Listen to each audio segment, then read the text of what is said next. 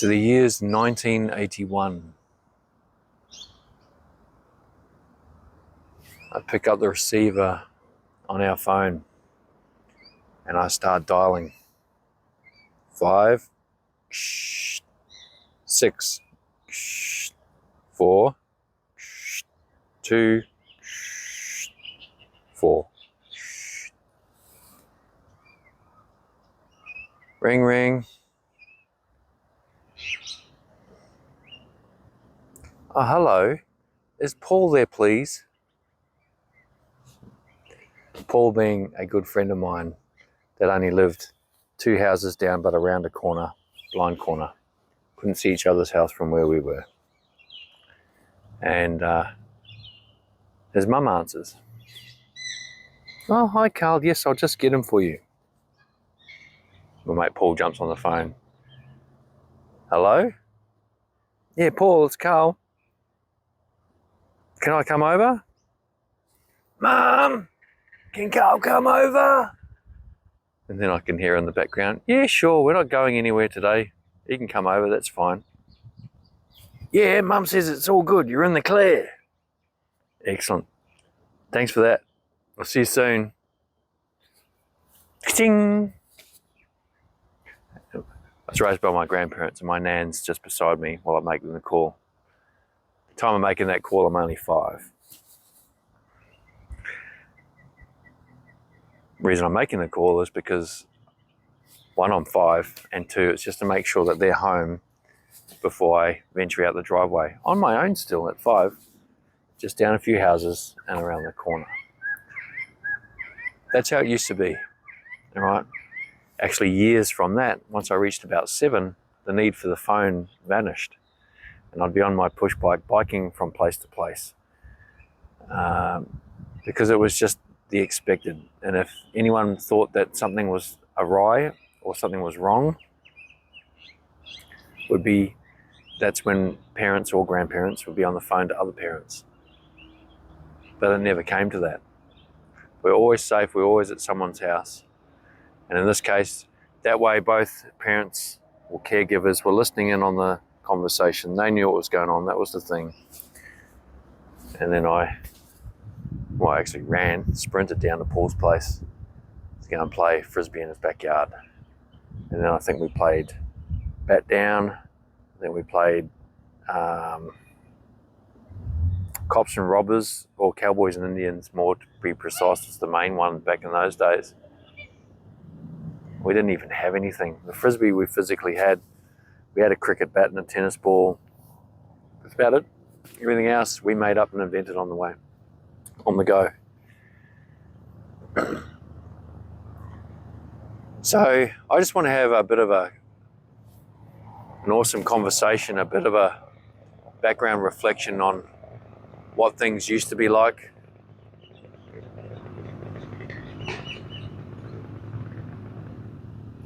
Sounds like a very sick motorbike with no muffler or something going on there. But I just want to share a few things that, I've just sort of thought about over the last couple of days, and I thought, that'd be cool to reminisce in front of the camera, because I'm sure these are things that other people think about as well. But I don't just want to reminisce, I want to look at things that we can keep from that timeline that work for now. And in my opinion, maybe better. So, hi, my name's Carl, and for those of you who are new and returning, welcome. Thank you for being here. I'm here to just help people or inspire people to find their creative passion, their creative clarity, gain some creative confidence if they need it, and to just share stories, yarns, and learnings along the way. This one's going back a little bit. Who can remember their first home video system? For us, it was a VHS. It was a big black tank of a Panasonic device, I remember it, with red on the record button, white text above the other buttons, play, fast forward, and rewind. I know the Betamax came out before that. That definitely didn't take in my town. So no one that I knew had that. I might just have a little break for these people if they come this way. So yeah, I vividly remember the VHS movement, and my uncle actually bought this particular unit, who was sort of between homes at the time, staying back with his mum and dad, being my nan and pop, and me being there. And I just remember that coming out and being a thing in the early mid-80s. I think it was more like the mid-80s. And it came with 3 blank tapes in this little, clear plastic case. And I remember we had the ability to record TV shows, but we really only had 2 stations. Channel 1 and 2. I'm just going to pause this for a bit. Oh no, they're right. And it was awesome to record like your TV cartoons, shows that you liked as a kid, music videos that I liked as well. But the main piece that was awesome back in the day was visiting the local video rental stores. How cool were they? Now, we didn't have branded ones. The ones closest to us, we had one was called like a Bayfair Video, and the other one was Movieland. Both within the same distance, although Movieland tended to be twice the size of the other. So that was our go-to. And I remember first visiting that with my uncle, a cousin of mine, who was younger by 2 years, and stepping into that video store was like no other experience other than the smell. The smell was familiar. And so in our video stores, the very first ones anyway, this one in particular, they used to make their own fresh popcorn on site. I think they did a few nuts too, like maybe salted macadamias or something like that, honey roasted macadamias or something. But we only ever got the popcorn, and it was that smell of popcorn. I can just remember that it smelled like the cinema. And I just remember walking in there and it just felt so familiar. Visiting the cinema was always exciting. And so it was that same sort of excitement, but familiarity, even though it was a brand new experience. So the popcorn they used to make fresh and bag for you. And I remember my uncle showing us the kids section first. And that was like in a light sky blue type colour. Each section sort of had its own colouring. And then there was the red action section. That was his section. Kids was our section. And saying that, yeah, we probably shouldn't have been exposed to the likes of Rambo probably as young as we were, but our uncle had a love for those action movies, and as did we, as did I in the end. But yeah, it's just amazing. Back in those days, you'd have the plastic spongy, I think they call them like a clamshell case, which would be a display case. Although in saying that, when it was first established, that was the only case, was the actual video case, and the video was inside that, and you'd take that up to the counter and lease it out. As years would go by, they'd still have a main case for the movie representing it on the front, and then behind that and beside it would be a series of blank cases, usually with maybe like a colour copy, well, not even a colour copy, black and white photocopy or whatever it was, or of the actual movie on the white cases, which is what you get to take home, and those are the ones you'd take up to the counter. If there were no white cases, then you wouldn't have a movie to get out. They were all out, but you'd go up and ask, "Excuse me, sir, is that video, I'm looking for this video, the Smurfs and the Magic Flute, or Labyrinth." I don't know how many times we hired that movie out. Dark Crystal. Yeah, some classics. And Actually, I don't know that we got the Dark Crystal. Dark Crystal was one I went to watch at the movies, and even came out as a re-release. I don't know if we got that out on VHS, but there were heaps of movies that we'd go up and ask, and they'd check the return box just to see if there were any back. Sometimes you got lucky, sometimes you didn't. I also remember they had a couple of pinball machines on rotation through the years, and I remember one being, I don't know that it was Top Gun. What year was Top Gun released? But there was a Top Gun type of pinball, like F1 or air fighting type theme to the pinball. But I remember my cousin not being tall enough to really play it properly. Like, he could sort of only see a little bit of the screen, and then the glare from the glass, he couldn't see it properly. And I remember, and we were fairly regular. I suppose every couple of weeks we'd be down there to get a couple of movies. And there was an older guy, I think his name was Richard, the owner of the place. And he saw him sort of struggling with height, and he went and got like an old milk crate, timber one, back in those days. I don't think, no, it wasn't plastic, that's for sure. And he said, if your kids are ever here and you want to jump on that, just get someone up the front to get you a crate to stand on. We've got a few of these out the back. So that was cool. And so then my cousin could stand on that and play the pinball machine. Just great experiences, great memories. They would evolve over the years. Still have pinball machines. They'd get a couple of arcade machines. The number of these rental stores would expand. They got taken over by some bigger names like Blockbuster, Video Easy, Civic, different ones like that. United Video was another one.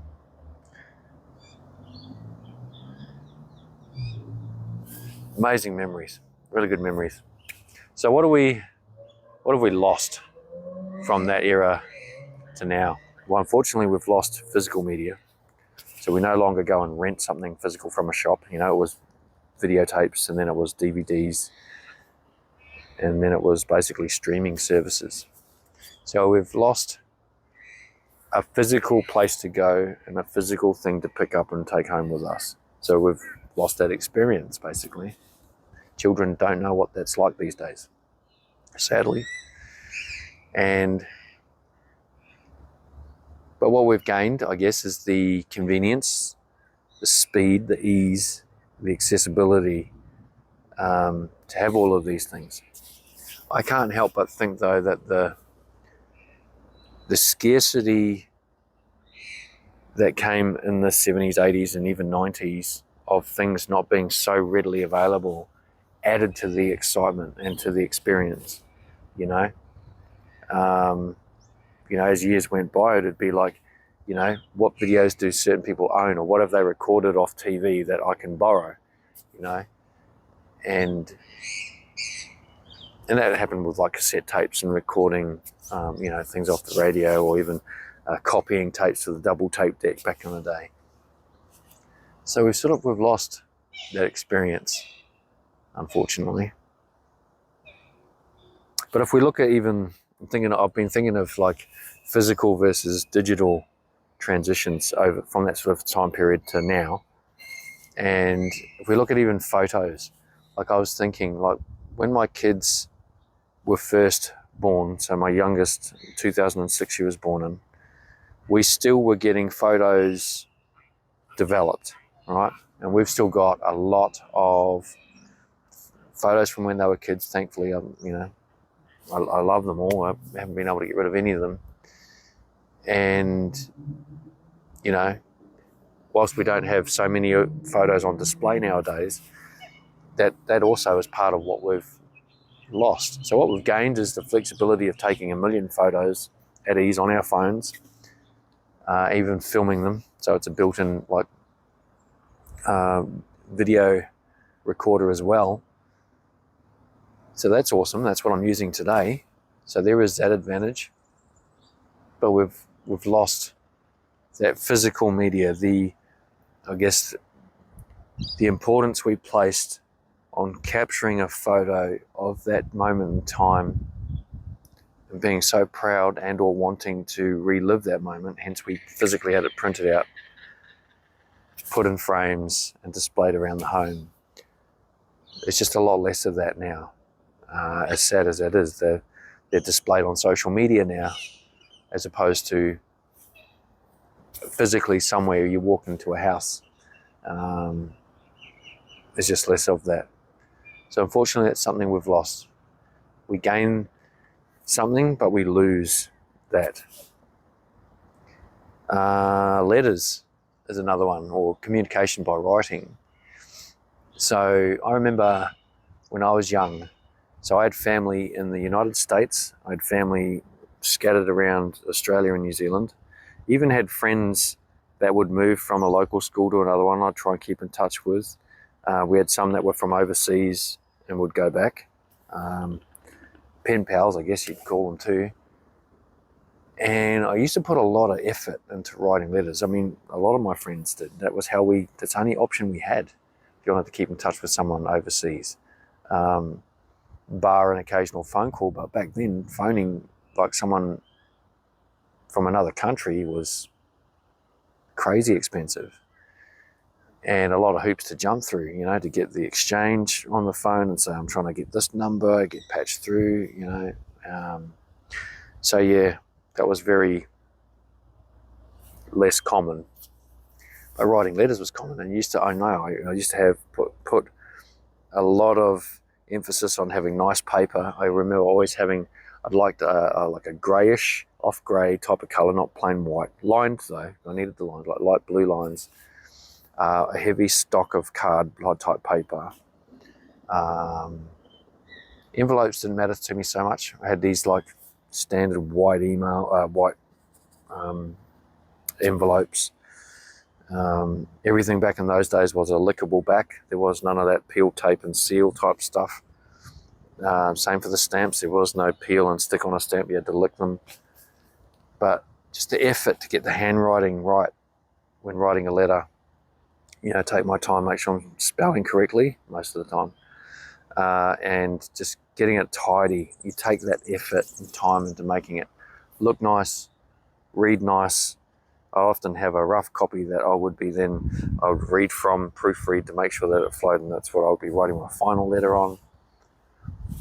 Still the tidy type of writing, sender's address, the to address, the sender's address on the back.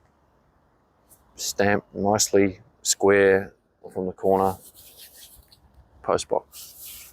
On occasionally you might need airmail stickers on there too if it's going overseas, because we only had the one type of postbox everything went into. So yeah, just something else. It's now gone from that to emails to even instant messaging, And my girls, even though they still, did the whole handwriting stuff through school, and even through their school, they still tried to do as much physical handwriting as they could. My youngest is 19. I think they're probably one of the last generations to really have that as part of their curriculum.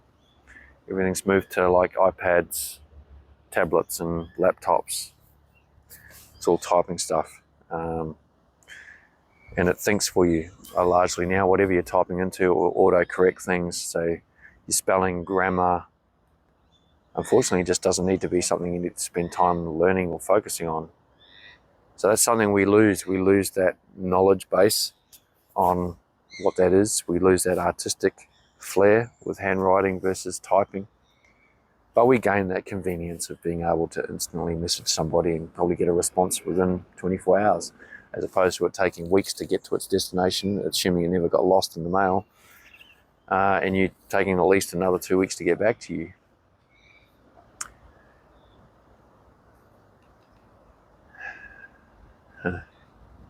Bloody good memories though, really good memories.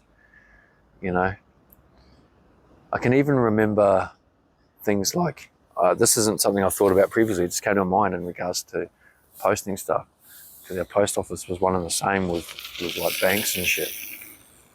And I just remember, like, you'd get these fucking, just wait for these people to go past. It's obviously a shortcut for school kids.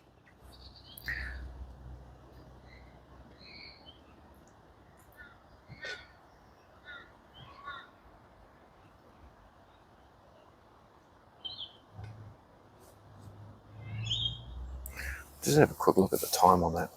I don't want this to take too long. Fucking hell. Oh.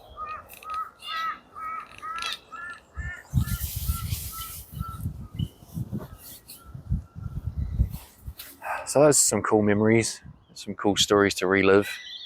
I just wanted to share them and maybe reinvigorate that bit of nostalgia in yourself, and get you thinking about those similar same situations that were part of your life. For me, it's not about just reminiscing though, it's also about what I feel is important to try and keep alive from those times other than just the memories. So for me personally, you know, I started this conversation by using, you know, that memory of calling up a friend on our old dial-up, you know, literally a dial phone. And that's something we've lost. It's all about instant messaging, right? We're less likely to pick up a phone and call somebody.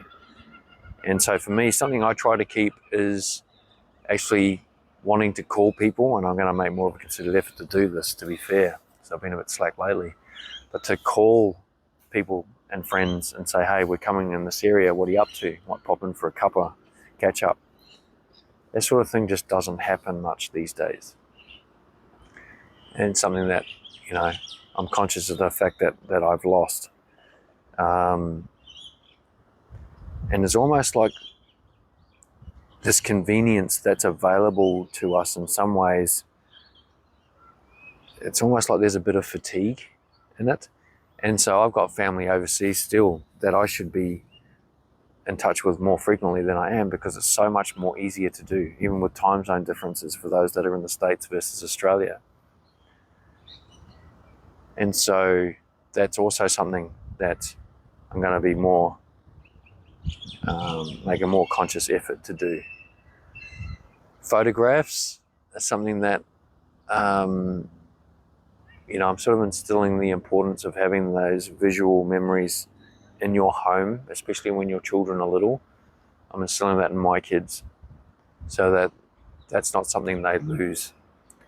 It's easy enough to still have them printed out. You can go to a local store to have them printed on to professional photo paper, even though you've taken the photo yourself, and even to get some professionally done during milestones as well. We always did that, and I still take pride in those photos, even though we have less on display. Obviously our kids are adults now, but that's something I take from that as well. So there's a few things I'm big on keeping from that era. I'm not all about trying to, you know, buy VHS tapes and players and relive those memories by physically having them and stuff. It's taking certain aspects of those moments in time that I believe are important to keep hold of and try and find a way to introduce them or maintain them in today's day and life. So I hope that yarn was something you enjoyed flashbacking on. I've got a few of them, that's for sure. And it's a beautiful day. Rain clouds have decided to go out to sea by the looks of things. They're not too rainy looking, but forecast a shower, so who knows. But where I am right now, beautiful. All right. Well, if you feel like supporting me, Kookaburras,